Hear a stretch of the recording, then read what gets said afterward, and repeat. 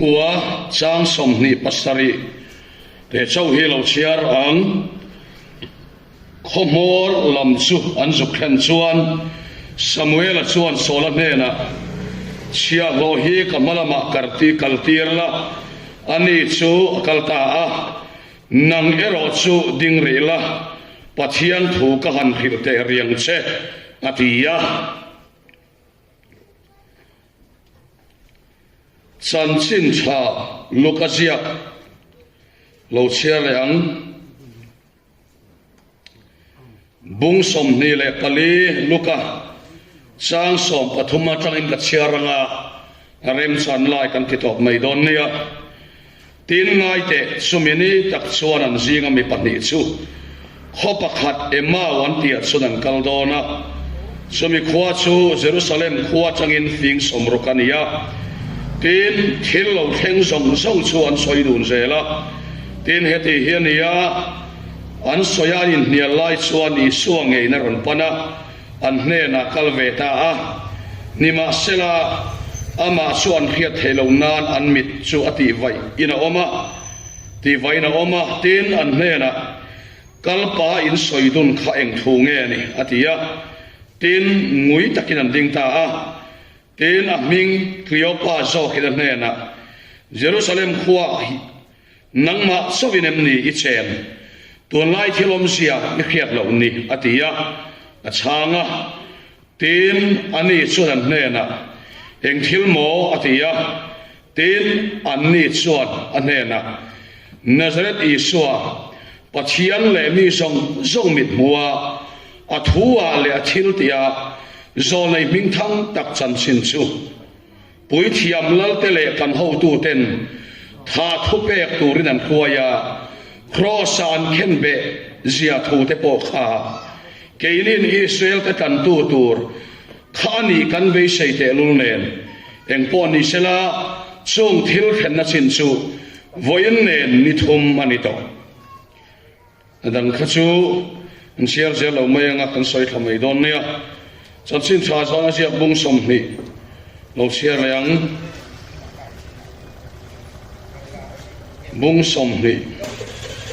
sang som pakhat trong hiện kan siar ngai poirem sana kan ti top mai don nia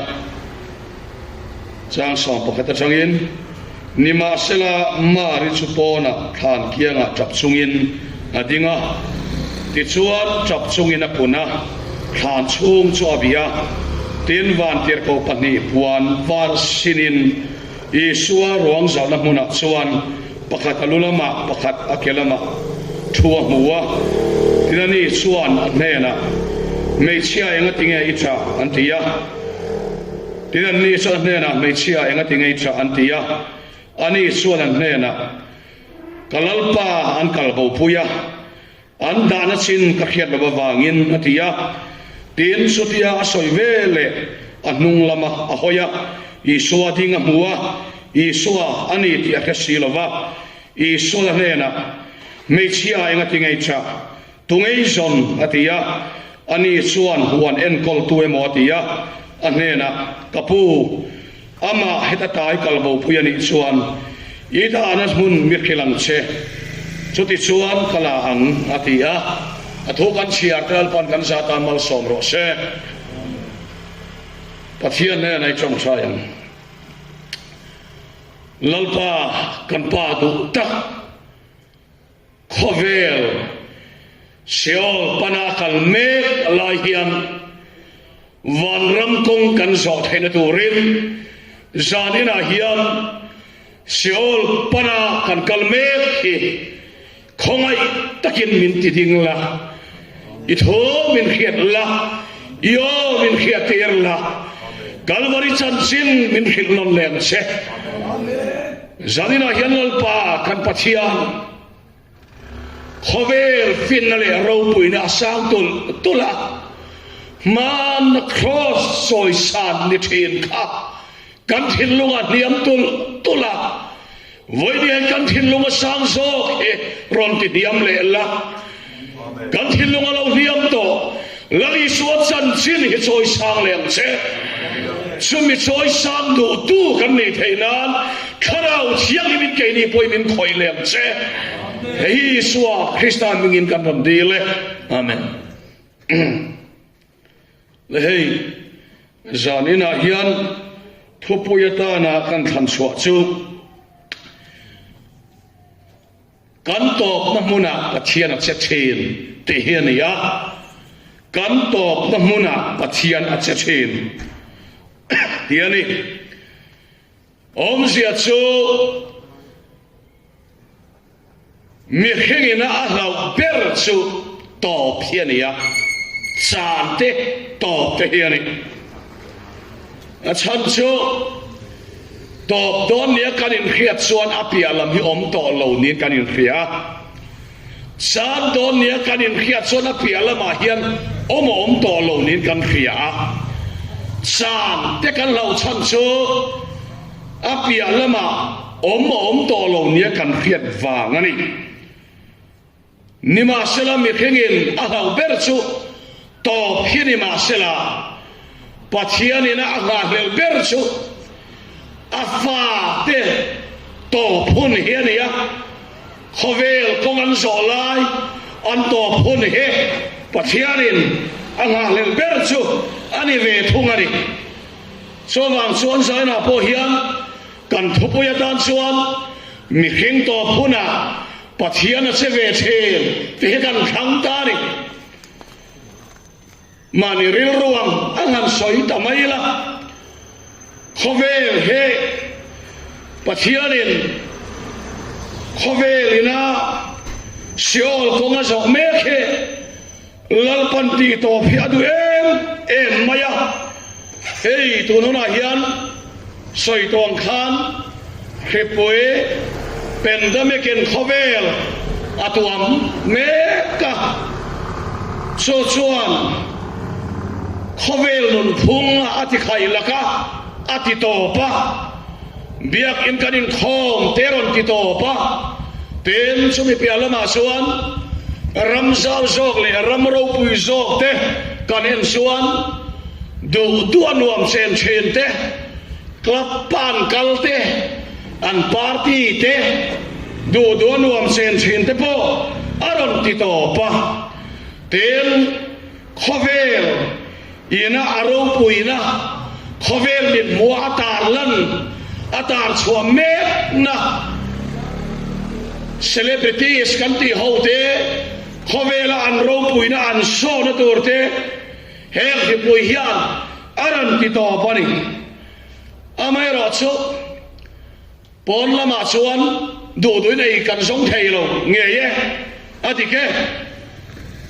pon lama du dui nuam kan chen thei lo amai ro chu kan thian lum hi ala to tlat lo mai he khove lien pathian mangai na alei bua ala ton lo na ala chan lo na ni ka khia mi hing thin lu hi avan fei ve o te voi bia ka ngai to na lo om so nia mi hing hia atan kong hi top se chuan a mangai khove le na hian mesia krista hi ororin puang le anga khomela hian har na lo pui ta ka lo kheng mai tur amen chu chuan ka thiet lu hi ati rum ve khop maya zadina hian lalpa ifa te bo che to thiet lu hi ava feye he hian khovel lam konga zan mut muna ati lu zo ati top tak lo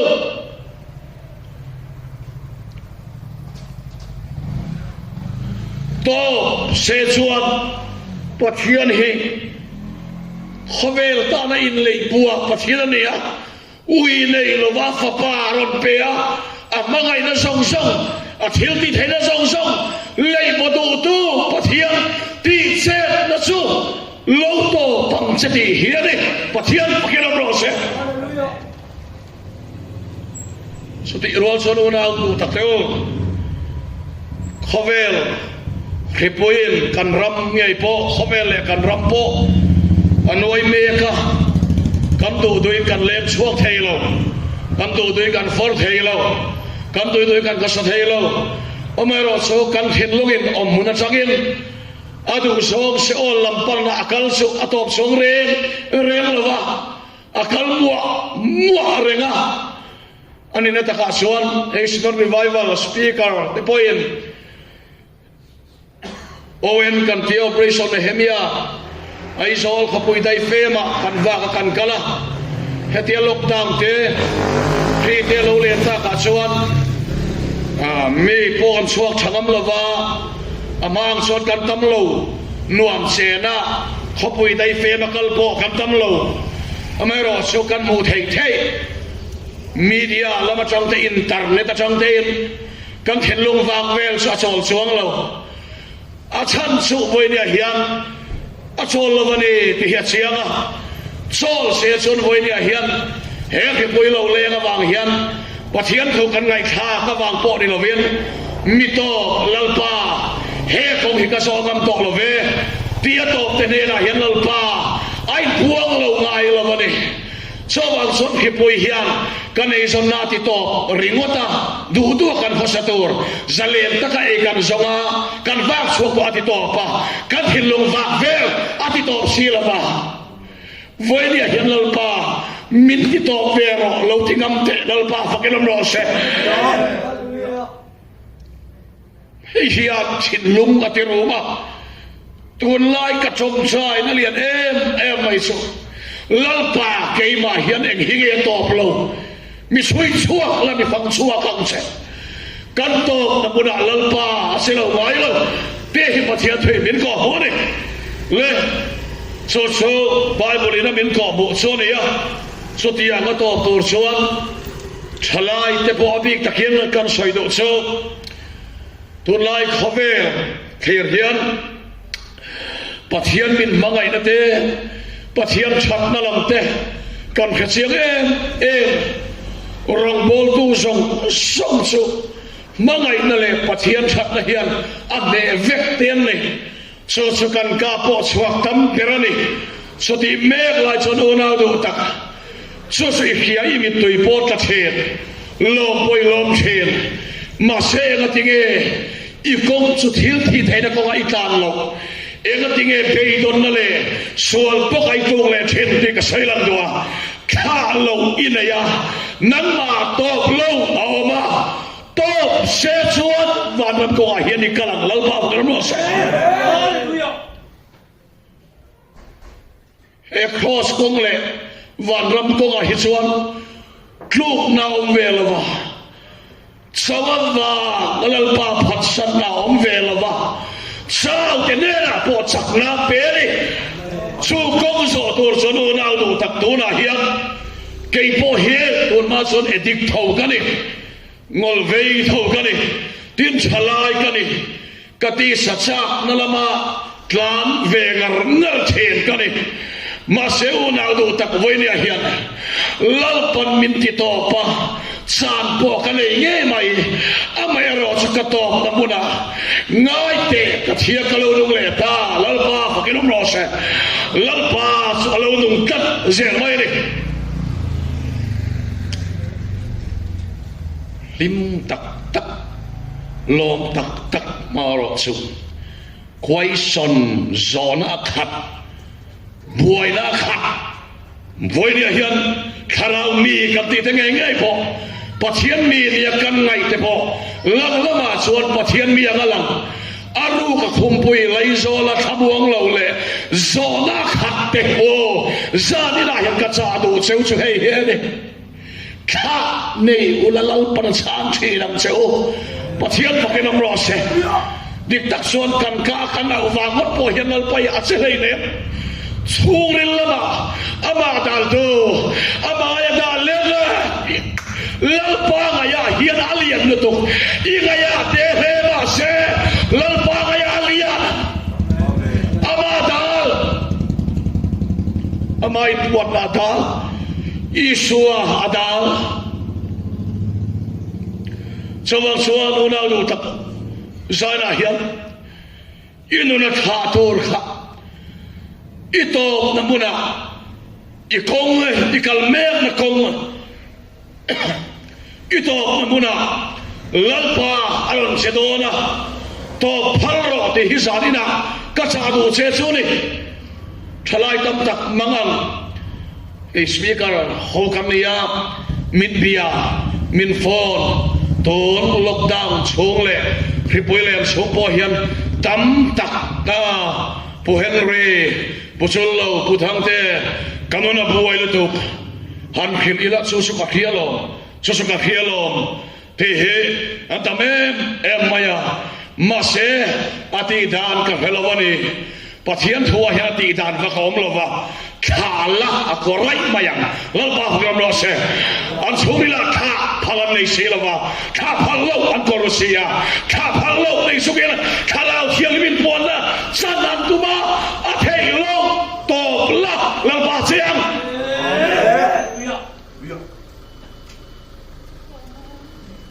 una du tak zaina hiat so su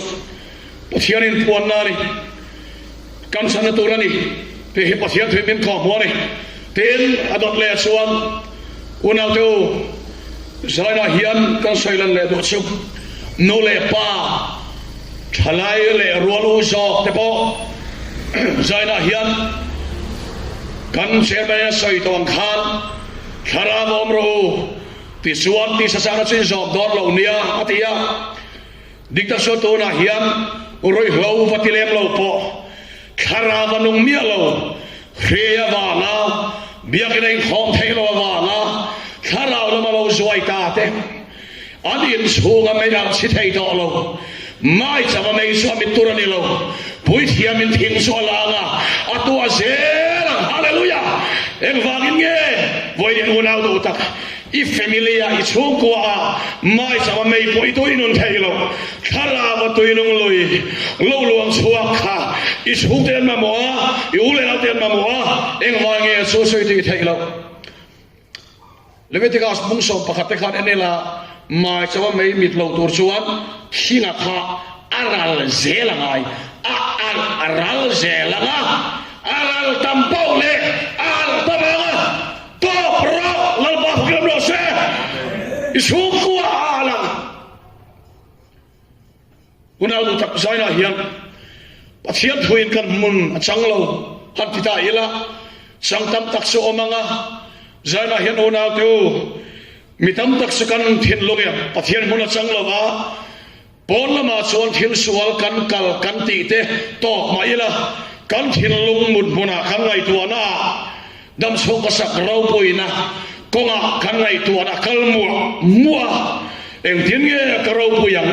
eng ye kai ka sil ka fe nang ti ngai tuana chu konga son kan zo me ka zo nei sai bung sam nga pathuma kan za hian kara mangin kan va bova mani konga kan pem cheva a thenin edik kong an la zo a sol panin a then suan lang lam sual ti lo mai la kan ngai tuana in mani hlok le mani lo puina kong a zo me ka una du tak so su no le pa te o lo to ula pakhat le po ngai ven lo thei lo ni lo wa ram ri isu in kan ngai to nan la le ya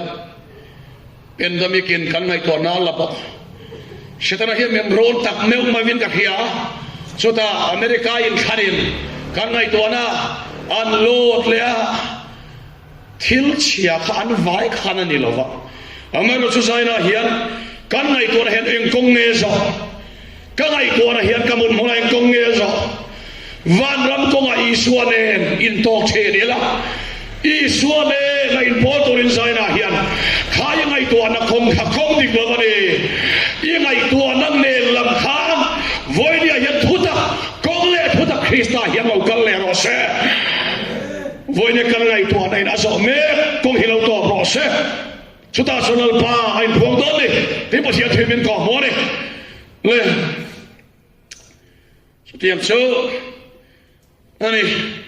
so wa so tu na hian trong chai mur te hi a honin kan khia ngama chang chon are hen are chuap maya tiam son zaina hian mani ina po lalpa pia mai cham siama tin kan biak in nge te po he zaina hian pathian remati chuan ke su kan in khop wat theina te hian trong chai ro hi rot mop mai ila voidia hian kong he kan hin lungina konga zo hi to sela khesta kong le thuta khe zo turin voidia hian lalpon kan ka na kong ngai to na kong te ti to sela kan ngai to nai pathian kong lo ni le ro se te he kan soi do ni le dot le tan chuan an top na mona pathian in puanga mi khing nu ke fei khop maya hey edik piang thar kan ti te po he atak taka chon top tak lo hi chu an har mo mangai o katia to hiang ai ve to lo sonal pa ai puang thei lo mana lali suwa khobela ron len la ya anung soi to mai sexual mari magdalene kha aswal ngai tam to ama khethiam to in aswal na ngai dama ta chuan chu menu a chuan lali suwa athita ani chuan abe seidan su israel te be seidan thau khania mesia lo kalanga rom sarkar ina min opeda la ka hi min san suwa kama ti chuan zentel min lo ti du da tu te song songa zalen na kan sanga rom sarkari kan rat te ve to am te yen an lal mesia so lo nga le ema chu nge chuan mesia ni a khian nge khan angai dama ti sa ti dama ni chu chuan ati dama chu azui boka akalna pianga ta chuan iswa lo thita iswa an khen ve thei lo tur agai lai khan a thita mai sia ni thum nia khana ma songa atapa khoya ge kalal pal kal bo phui ada na sin min hil ro kapo keiman kalang tia hetilaya hian siam takakan mo choi he ni mari magdalene he alalpa alo be seidan kha to lalpa be seidan song kharon in lingta an khek beta thia an phom ta be sia anuna be sei song alo to pa to khopin ma ni kha chapta una du tak voi ni hian pathian tu min ko mo choi he ni ya zaina hian pendami ta ka wangin kan to pani mai thei ma se lalpa ngai khop hi ni to te u lalpa ngai ngoi khop hian he khi hian min ti to ro se te he karil rol ya me mai so ne ta suat achap kalalpa khoya gen kalbo poi ben rin ro ama khathiam tu om to lo ama khathiam tu om to lo ama ngai dam tu om to lo midang song so mi sualan pu to asil fai tu khanga in achap ani isil fai tu ngai achap khop hiam miakina he ka kalo theilo ka chong chai lo theilo tin voi ni he ni kong so lai kha lau pan lo ni to chero se una du tak voi ni hiam tuna khia wanga kan lop dan poi mu mal to lo ka ti kan phok lek se zo to kan lau dan po hi kan nin dan po hi ri lau wang po ni chen ka he to lo wa kan du kan khosa thei lo hi nok kan ti ber ni ka he kan du kan leng wa thei lo kan du kan ti thei lo kan du adu kan se thei lo wang hian he hi kiam to ro se te po kan ti mai yang te he thil ha wong ta ka ni so wang suan voi nia hian pathian thoina min ko mo sai he ne ya ama ngai khop hian lo chak la ama ngai khop hian voi nia hian i kong so khalo ti top la lalpa che lo suan lalpa ka top to e lalpa i che lo suan ka zo ve ka ni mai e pi khop in ko lo na lalpa na sa ge ge yang che hallelujah heti yang hi man de la ka chuan ram hian a khem chi na tu la heti yang hi avawang ta em ve o ti ngai tu na alo om mani tiang suan ei pathian thoina min ko mo kan to na lalpa cha thina ni te hi bible min ta lan sakari pen adon le chuan nè Bible miền có mua Cleopatra chiên đồn pani khá Bible akan mua ni point Mary Magdalene yang thau khat Israel te chan him tu toran ngaya nam tang la ka chan suak tu tuna po yang covid la ka him deu sia he kam du mi o ti mai tur he re ma se voi ni unau do tak lal pa suan i thien lom kong zo me mu lo lama lang lo lama kong lian tak irek me lang lama chang ta kayom kha lal pan lang lo lama kong zo khati to pa in puan hia do ni pathian pakinom lo se he ito hena tur chu ito phuna pathian che don ti chau hi lo khela ti soi lang do ni mi tui kana zong te chap na zong in lal pan ti che phalo voinen mi to ten an kong zo lai kharau thiang lim zara ti to ngam ten lal pai puat nan sanga an mi tui apure che hei pathian thoi min ko mo ni la ti suang ilaya hian chiang takian pathian thoi min ko mu ani point Cleopatra chian don point Israel de tanto toran ngaya an singa isua aron kalvea tholen ni to ka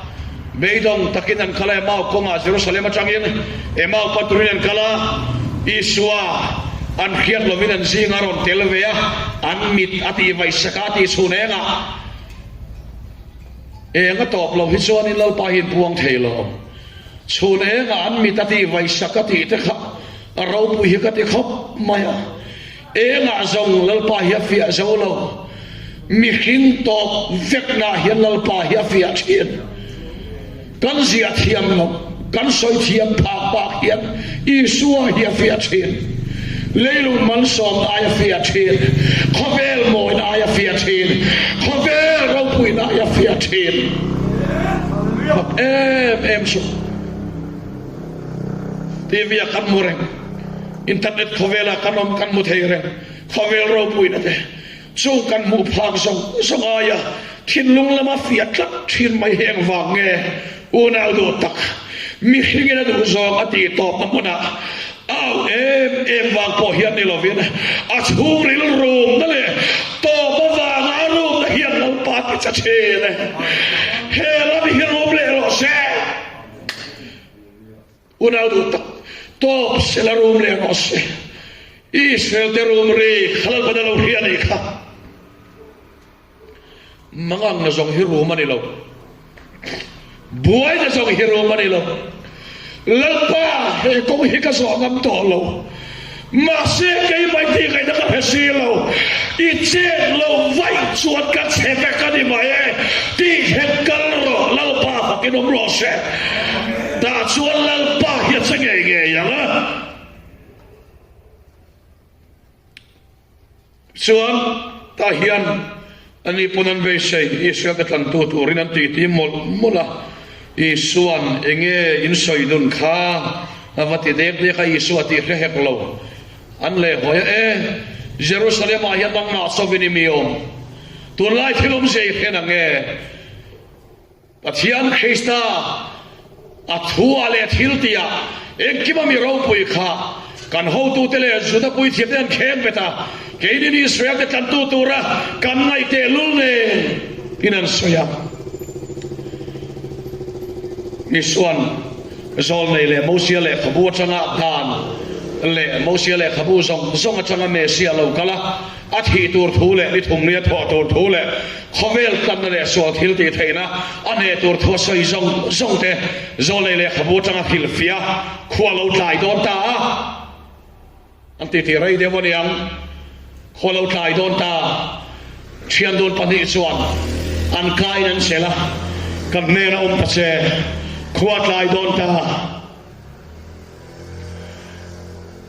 Isua Timothy kian saklo Tim nuaya khan en Krista khan achen sila lali so hian kan du dara thim song himin vai kian saklo wa Tim nuaya kam to ta puna Krista hin puang chen dal pa kan ros covid kian hut ringot ngaksu kian hut ringot ngaksu tu na hian Isoi puang lalpa pakai nomor tuna hian top lah lalpa cea tim nuaya Isoi puang ta Isoi la boleh kan nena khana kan lai khana soiti kan ferenga ni ti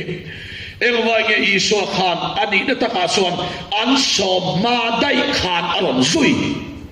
abul ka soidon an ka an sel ma dai khan an zi ngai soron tel top mito ama be sei tu ne la pai puang thin la pa lo se ani na taka suan an la som ma dai khan an zi ngai ron tel ani una du tak it hin lungai ngina an le be sei na hitop se Krista so hi we lo be sei yang se ti mo sia thi min ko mo ni so wang suan helai hian soi thiam chia lo wa tuna nula tlangwang thalai rol te o in phone khoi te khat top ri te se Samuel khia ka thi don Samuelan sola lal sola tur khia ka thi don khang lal sola ni chia lo wa lal sola tur ti khang ai ne lal sola po ti la sol to lo wa khia ka thi don khang an ti ko ngan khala loading ri lok te thiat thu kan phil tem che kan kong so la ya tom lo chuam lal pan kan te na tho soi thai lo so wa so loading ri lok te thiat thu kan phil tem che so la ti ka anai kha lal pan phia ka thi ta hallelujah thiat mo ke lo se una du ta khe khovel hun mo che to ta ka hian lal pa ba ga ding up te le ra lal pan thil ti thei le sak na pe sel don so thiat he min ko mo ne atopera tan suan soirei ta mamad ka helova atopera tan suan Patmos tia kara dan so milo ka tia mula zai thiam lo na ni zan te phei su ni min ni le khan khovel moi song song a hian mi hring san dam tu i ming hi thomoi perani tho rimoi kin rem singa mi hring san dam tu i ming i thomoi perani fo te hian kan na khoi ema lali su kan mo moi zo to lo che ni moi hi tam to mani eso lo moi lem che ti at hin lok men em to ni a so wang chuan elai te la siam to in Patmos hiar kala po zo hana mo wa amel so di sanwang la ayang ani Patmos hiar kara po zo hana mo wa amel so ni sanwang la ayang ani thiam derin nalumta kalalpa mele nga swanin amoy hikati khop moy loy Patmos hiar kara a Christian puite tar pui to mai kum upalam to upaset to mai kha ama do tu le mangai tu kara po ni lo Patmos hiar kar ram sala om pui om khom na ram nung insects kanti te poina se sela thi pui khop na tur khiar ka ha om berahun la ya khan ta chuan zoharan dani kha a chodre mu phak lo agun ram kha to phong veng ti ka ngai tu ani laina to le mangai tu ponom to lo ma se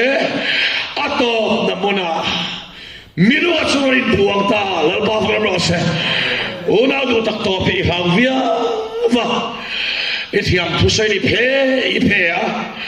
velu na du tak sarkara niamo thil ro pu yamo be sein kan kwal la ulla it's a bel kharu phot sela to pla la pai pwa